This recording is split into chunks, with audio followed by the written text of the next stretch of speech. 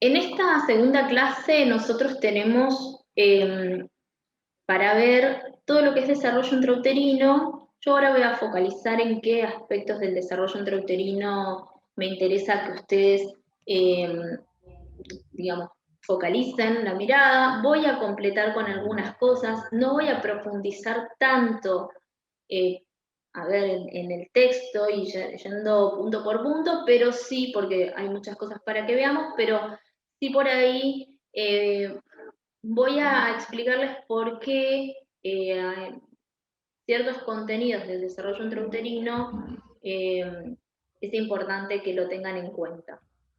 Eh, Después tenemos el primer año de vida, que tiene que ver con el desarrollo del recién nacido, digamos, ¿no? Un poco cómo es ese recién nacido, qué aspectos son los importantes a tener en cuenta, y algo muy importante que solemos hacer hincapié es en las capacidades del recién nacido, cuáles son ellas y principalmente las capacidades para actuar, ¿sí? Para que ustedes vayan teniendo como una idea más global. Y por último, debería ingresar hoy también ese tema a la clase, los hitos del desarrollo que están, digamos, es un cuadrito que incluye, digamos, qué aspectos de diferentes, digamos, aspectos del desarrollo se va a tener en cuenta para cada edad, ¿no? Si, qué es lo que tiene que pasar en el lenguaje, en el desarrollo psicomotor, en lo emocional, eh, en lo que tiene que ver con la conducta, bueno, diferentes aspectos del desarrollo y qué pasa en el primer mes, qué pasa en el segundo, en el tercero, hasta los 2 años. En realidad los hitos del desarrollo van, ¿tá? Por lo menos hasta los 5 o 6 años se puede encontrar gráficos con los hitos del desarrollo. Lo que pasa es que yo estos cuadritos digamos, de los hitos no es algo que lo saqué, digamos, de la Asociación de Pediatría de acá de Argentina, sino de España, y eh, a ver, coinciden obviamente el desarrollo, si bien hay un gran componente cultural que influye, en los primeros años de vida quizás haya mucho más de lo biológico, de lo, digamos, neurobiológico que influye por sobre lo cultural. Entonces no vi muchas diferencias, por eso sigo dejándolo, y lo corté en los 2 años porque sí creo que después de los 2 años, sí, ahí empieza a haber mucha influencia de lo cultural, de lo social, en el desarrollo. Entonces podemos encontrar que los hitos del desarrollo, lo esperable para un niño en Argentina no sea lo esperable para un niño en otro lado. En líneas generales, no, tampoco es que hay tantas diferencias. Pero bueno, lo corté ahí, fue una decisión personal, el de cortar, digamos, no poner los hitos de desarrollo para más de 2 años. Si hay, existen, pero vuelvo a decir, no los agregué yo en la cátedra. Eh, si no llegamos a ver los hitos del desarrollo en esta clase de hoy, eh, puede suceder dos cosas. Una es que yo en la semana pueda contar con tiempo para grabarles un videíto en donde lo explique y lo cargue al Classroom para que ustedes lo puedan ver. Y obviamente esto va a estar cargado en YouTube también. O que si no logro tener ese tiempo necesario para grabar ese tema, darlo al comienzo de la siguiente clase, ¿sí? Lo ideal sería que yo lo pueda dar en la semana, poder grabarlo y ponerlo para que ustedes lo puedan ver. Sucede que puede pasar que no tenga ese tiempo, pero bueno, es lo ideal por ahí para no tener que quitarle tiempo a la clase que viene. Pero bueno, puede pasar que no tenga ese tiempo necesario en la semana, porque bueno, lleva un ratito. Ustedes estén al pendiente siempre de revisar si hay algo nuevo, si se cargó. De todas maneras, eh, si no lo llegaron a ver y después lo ven, no va a pasar nada. Bien, vamos a arrancar con este tema de desarrollo intrauterino. Yo traté de dividir esto de una manera por ahí más sencilla para entenderlo. No voy a entrar tampoco en detalles mínimos, pero en líneas generales poder tener un panorama de cómo comenzamos a hablar de un desarrollo intrauterino, ¿no? ¿Qué es necesario previamente para que suceda este desarrollo intrauterino?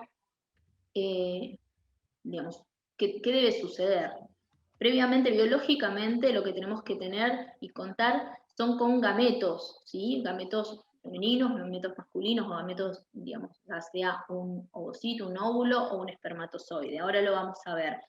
Eh, Antes que nada, pido disculpas de que este presi, digamos, no está siendo tan prolijo, porque en realidad lo que hice fue importar un PowerPoint para que no tener que estar manejándome con eh, dos programas, dos aplicaciones, y no quedó tan lindo, pero bueno, quedó un poco así como la foto de la diapositiva de PowerPoint.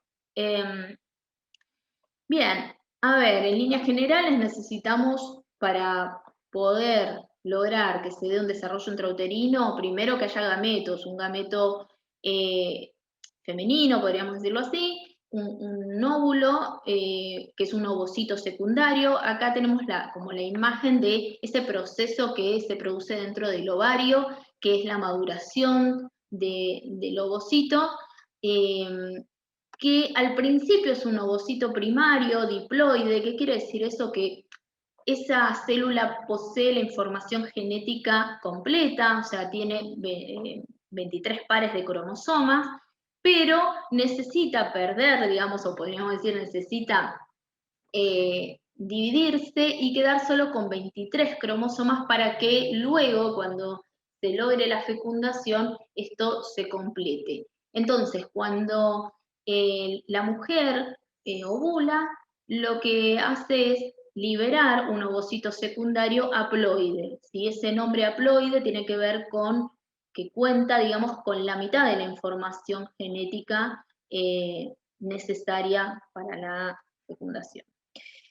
Y por otro lado, bueno, acá para que se entienda, esto, ¿por qué lo marco? Porque bueno, ahora cuando veamos fecundación, un poco vamos a repetir algunos nombres, pero ese ovocito secundario va a contar con un núcleo donde va a estar toda la información genética, un citoplasma que lo rodea, y entre el citoplasma y esa capa externa de células foliculares que se llama corona radiada, hay una zona que se llama zona pelúcida, que va a tener una importancia cuando se da la fecundación.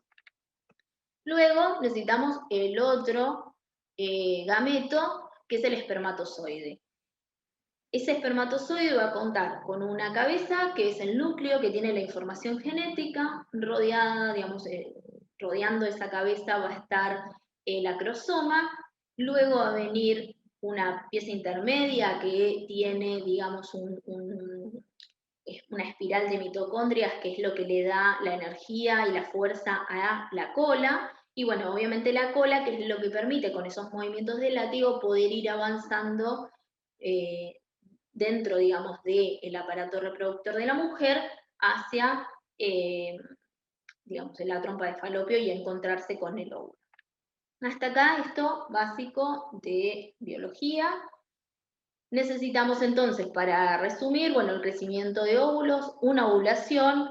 Esa ovulación, digamos, el transporte de gametos implica no solamente que el óvulo se traslade a la trompa de falopio, sino también que ingresen dentro de las 2 y 24 horas de que se produce esa ovulación, que ingresen espermatozoides a, digamos, la cavidad uterina, por medio de la cavidad vaginal, para que puedan viajar hacia el óvulo. Y obviamente el momento cuarto es cuando se produce la ovulación.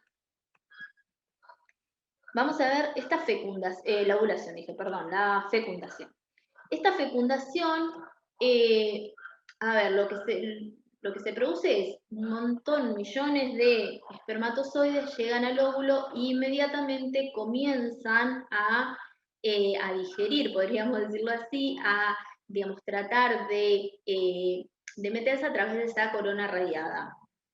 Una vez que esa corona radiada se pudo, digamos, permitir, se desarmó de alguna manera, lo voy a decir así como un poco en popular, digamos, ¿no? En palabras criollas, se desarmó para que, digamos, pueda ese espermatozoide ingresar hacia la zona pelúcida, el acrosoma del espermatozoide, eso que recubre el núcleo, genera una reacción química, le diría, con la zona pelúcida, que es la partecita que está acá, en este bordecito, eh, y lo que se produce ahí es lo que se llama reacción acrosómica.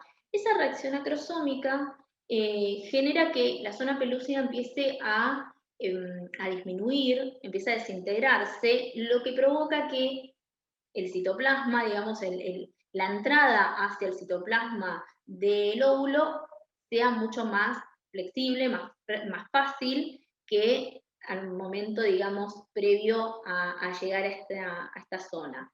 Entonces, como esto se produce, digamos, con muchísimos espermatozoides que están en esta zona, esto empieza a disminuir, digamos, esa zona pelúcida empieza a degradarse y si es más fácil que un espermatozoide ingrese al citoplasma del óvulo en ese momento. Algo que es, digamos, a ver, llamativo, es que el primero que llega al óvulo no es el primero en entrar, que a veces uno cree como en la fantasía, digamos, uno dice, bueno, el primero que llega es el primero que entra. No, en realidad los primeros son los que abren camino, abren esa corona radiada, empiezan a desintegrar esa zona pelúcida y cuando, digamos, esa zona pelúcida ya está mucho más permeable, el que viene por detrás es el que tiene más posibilidades de poder ingresar. Una vez que ingresó, es cuando recién comenzamos los primeros momentos de lo que va a ser a posteriori un desarrollo intrauterino. Lo que tenemos es un espermatozoide que ingresa al citoplasma, en ese ingresar al citoplasma ya se desintegró la acrosoma, entonces ingresa el núcleo y pierde la cola, ya no es necesaria, la cola sirvió, digamos, para darle energía para llegar hasta ese momento, y una vez que se ingresó, digamos, ingresó el núcleo del espermatozoide, se fusiona con el núcleo del ovocito secundario o óvulo, como le decimos comúnmente. Recién allí empezamos a hablar de un desarrollo intrauterino, aunque aún falta, en realidad, falta otros momentos para que realmente se pueda hablar de un desarrollo intrauterino, porque esto puede suceder y que no sucedan los pasos siguientes y que digamos, el embarazo o el desarrollo intrauterino no se concrete. Entonces, a ver, si bien esto es importante y obviamente la base para que pueda darse el otro, es necesario que los pasos siguientes también se vayan dando, si no el desarrollo no va a ser viable. Puede suceder, que ahora vamos a ver, puede ser que esto no se produzca, o sea, a ver, que se produzca, obviamente esto se produce en la trompa de falopio, pero lo que no se produce después, que vamos a ver ahora, es el descenso de este ovocito, y si eso no se produce es lo que comúnmente se llama como embarazo ectópico, ¿no? Cuando se produce, eh, digamos, una fecundación, pero no hay luego una migración de ese óvulo fecundado o cigoto hacia la pared del útero, o hacia el útero.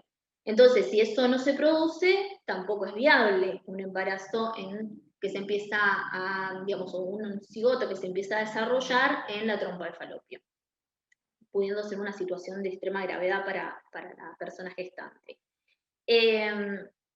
Puede ser que descienda, pero que no anide, lo que se le llama anidación es que pueda ingresar al endometrio y tampoco se produce el desarrollo intrauterino. ¿Por qué? Porque al no anidar, el cuerpo termina generando, digamos, una baja de hormonas y obviamente se produce lo que en la mujer, digamos, comúnmente denominamos menstruación. Y ese ovocito eh, fecundado, ese cigoto, podríamos decirlo así, no prospera.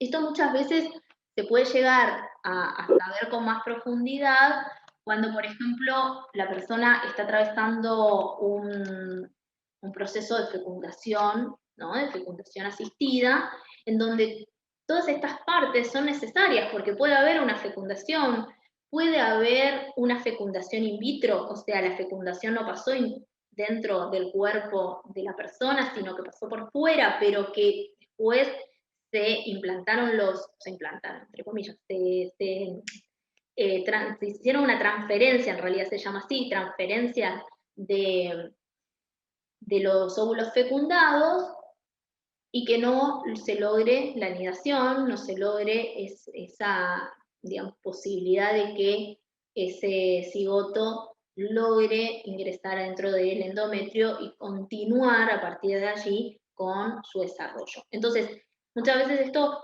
en general, en un desarrollo intrauterino, y podríamos decirlo así, sin intervención de la ciencia, muchas veces uno no está tan, digamos, pendiente de todo esto, ¿no? Pero cuando la persona estaba atravesando un proceso de fertilización, muchas veces estos pasos los conoce y los sabe muy bien porque muchas veces son los momentos en los cuales justamente se genera la falla del proceso.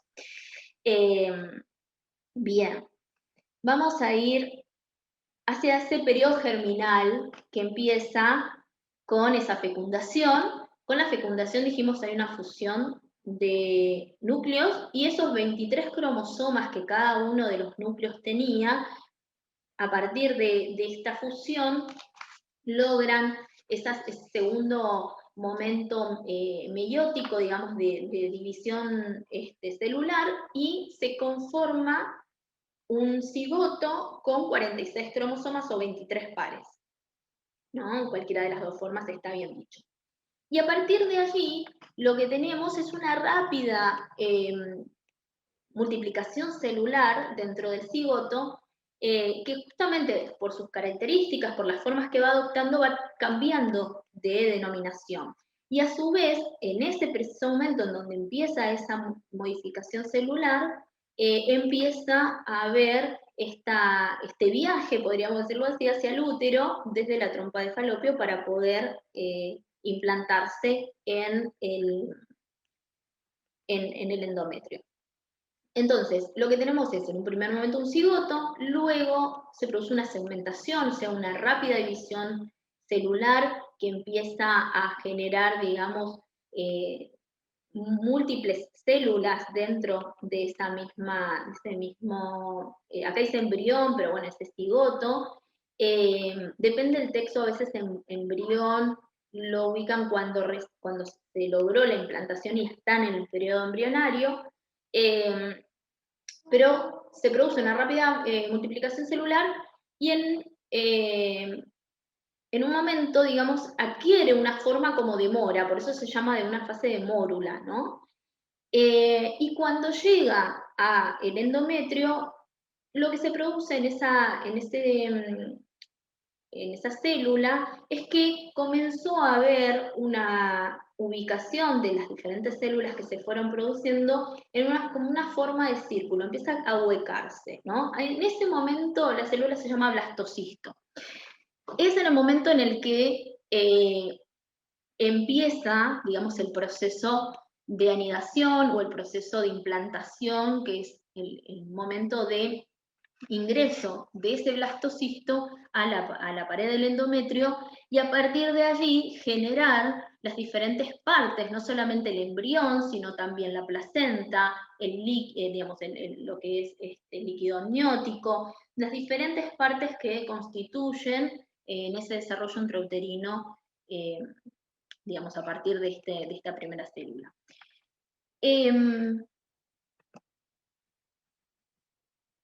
Bueno, acá tenemos como una imagen más concreta de lo que yo les iba diciendo. En el quinto o sexto día, lo que tenemos es que, digamos, ya hay un blastocisto, empieza a diferenciarse, a huecarse, hay como células que se ubican en el exterior y células que están internamente. Y una vez que ingresó, se comienza a generar una diferenciación, digamos, va a haber una parte que va a, digamos, a tener que ver con la cavidad amniótica, con todo lo que tiene que ver con lo que es el epitelio o la bolsa, lo que podríamos decir, ¿no? La placenta, toda esta parte, digamos, que recubre, y otra parte que va a ser células que van a constituir en sí mismo al embrión. Cuando se produce la implantación, que es más o menos, acá dice entre los 9 y 10 días, pero puede llegar a ser más o menos sí, 2 semanas. Lo que en general se dice es que se empieza un periodo, digamos, esto es un poco más de lo mismo, es otra imagen, pero empieza el periodo embrionario, ¿sí? Entre la segunda y tercera semana comienza el periodo embrionario, que va a abarcar digamos, lo que uno suele decir los 3 primeros meses del embarazo. En realidad las 2 primeras semanas tiene que ver con ese periodo germinal y luego empieza el periodo embrionario. ¿Puede ser que haya un micrófono encendido o estoy escuchando? Ahí lo chequeo y me parece que ya lo encontré, sí, listo. Bien, gracias, porque si no escucho de fondo y sale el micrófono de alguien.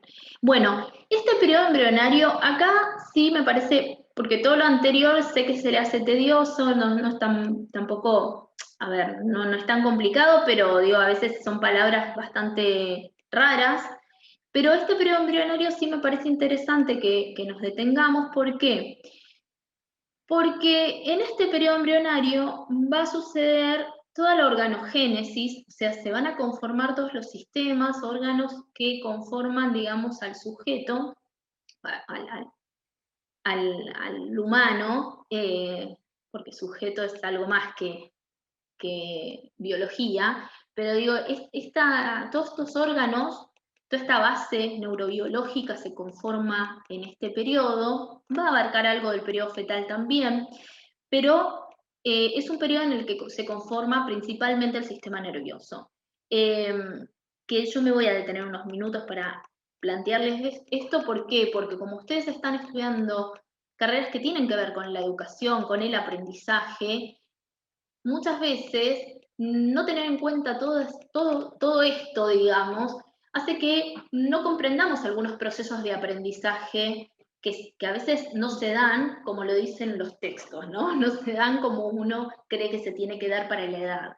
Y tiene que ver con esto porque estos órganos que se conforman también tienen que ver con que se conforma el cerebro, el sistema nervioso en esta etapa. Y es una etapa muy susceptible a cualquier factor externo, pero también interno en el sentido de enfermedades, alguna alteración. Bueno, la alteración genética puede ser previo a esto, ¿no? Cuando se fusionaron esos núcleos ahí ya puede que alguna alteración genética se dé.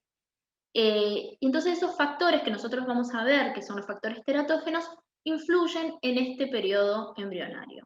Entonces, por eso es importante entender un poquito de qué se trata ese periodo embrionario, qué es lo que se conforma para poder entender.